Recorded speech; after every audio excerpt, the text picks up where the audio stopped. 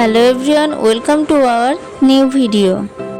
শিশুরা যদি আপেল সিদ্ধ খেতে না চায় তাহলে কিভাবে তাদের আপেল খাওয়ানো যায় তা নিয়েই এই ভিডিওটি।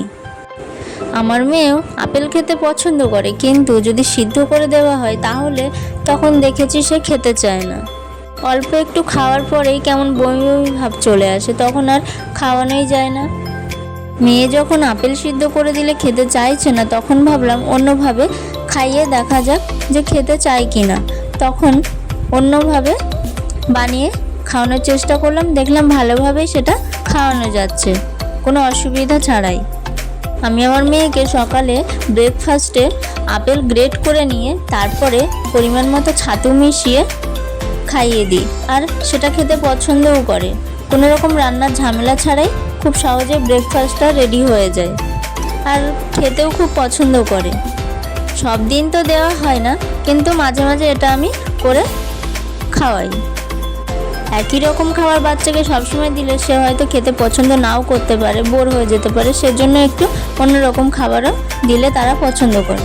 মেয়েকে আমি ডালিয়া খিচুড়ি বানিয়ে দিই সবজি দিয়ে, আবার কোনো দিন ডালিয়া আপেল গ্রেট করে দিয়েও বানিয়ে দিই। যখন জল দেওয়া হয়ে যায় ডালিয়ায়, তখন আমি গ্রেট করা আপেলটা দিয়ে ফুটিয়ে নিই।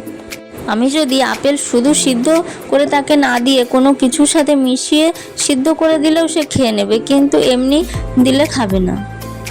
যেদিন আমি ডালিয়া আপেল বানিয়ে খাওয়াই সেদিন আবার সুজির সাথে দিই না, সুজির সাথেও আমি আপেল গ্রেট করে দিয়ে রান্না করে মেয়েকে খাওয়াই। এখন আবার ছোট সাইজের একটা আপেল খোসা ছাড়িয়ে ভালো করে ধুয়ে মেয়ের হাতে দিলে তখনও সে দাঁত উঠেছে, তো সেই জন্য এখন অল্প অল্প করে খেতেও পারে। এভাবেও আমি আমার মেয়ের হাতে দিয়ে থাকি নিজে নিজে খাওয়া শেখার জন্য, আর অল্প খেতেও পারে। আবার কোনো সময় অ্যাপেলের জুস বানিয়েও দিই। অ্যাপেল গ্রেট করে নিয়ে হাত দিয়েই ভালোভাবে জুস বার হয়ে যাবে, আবার মিক্সারে গ্রাইন্ড করে নিলেও হয়ে যায়, কিন্তু অল্পই তো খায়। তখন ওইটুকু জিনিস মিক্সারে আর দেওয়া যায় না, সেজন্য হাত দিয়েই ভালো করে আমার করা হয়ে যায়। আপেল শুধু সিদ্ধ করে দিলে হবে না, কোনো কিছুর সাথে মিশিয়ে অন্যভাবে রান্না করে খাওয়ালে ভালোভাবেই খেয়ে নেবে। যা কিছুই আমরা আমাদের শিশুদের খাওয়াই না কেন, সব কিছু একটু বুঝেই খাওয়াতে হবে, কোনো অসুবিধা না হয়।